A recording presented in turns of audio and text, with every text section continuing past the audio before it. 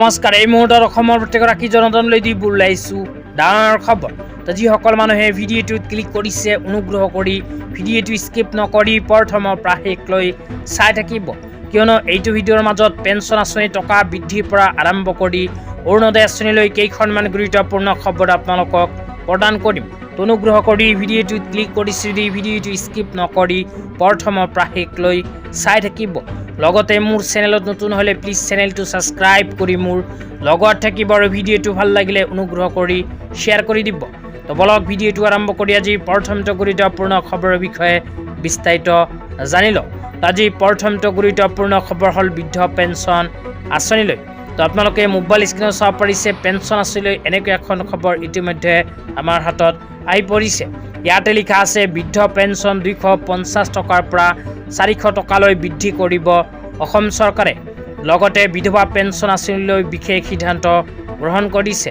তো বিধৱা পেঞ্চন আঁচনিলৈ কোৱা হৈছে যে 300 টকাৰ পৰা 1250 টকালৈ বৃদ্ধি হ'ব বিধৱা পেঞ্চন আঁচনিৰ ধন।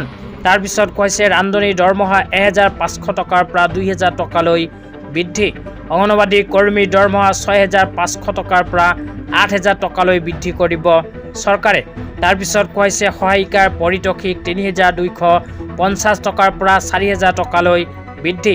ছুপাৰভাইজাৰৰ দৰমহা 9000 টকাৰ পৰা 10500 টকালৈ বৃদ্ধি।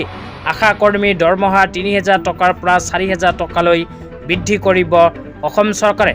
অসম চৰকাৰে নতুনকৈ এইকেইখন গুৰুত্বপূৰ্ণ সিদ্ধান্ত গ্ৰহণ কৰিছে।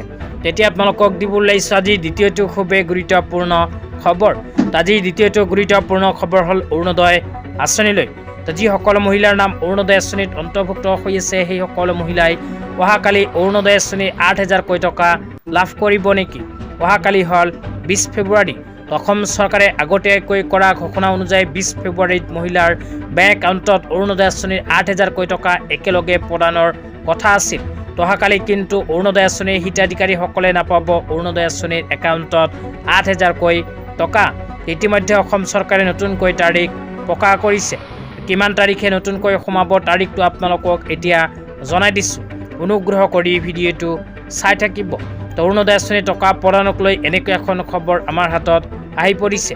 ইয়াতে লিখা আছে 20 ফেব্ৰুৱাৰীত অৰুণোদয় 8000 টকা দিয়া নহ'ব। 10 মাৰ্চতহে 8000 টকাৰ সলনি 9000 টকা প্ৰদান কৰা হ'ব।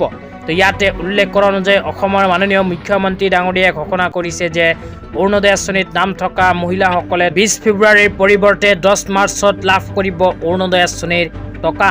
তো অৰুণোদয় আঁচনি 8000 টকাৰ পৰিৱৰ্তে 10 মাৰ্চ তাৰিখে একেলগে 9000 টকা লাভ কৰিব। আজি ইমানেই। ভিডিঅ'টো চাই কেনে পালে নিশ্চয় এইটো ভিডিঅ'ৰ কমেণ্ট বক্সত কমেণ্ট কৰি জনাই দিব। লগতে মোৰ চেনেলত নতুন হ'লে প্লিজ চেনেলটো ছাবস্ক্ৰাইব কৰি মোৰ লগত থাকিব। তো ধন্যবাদ।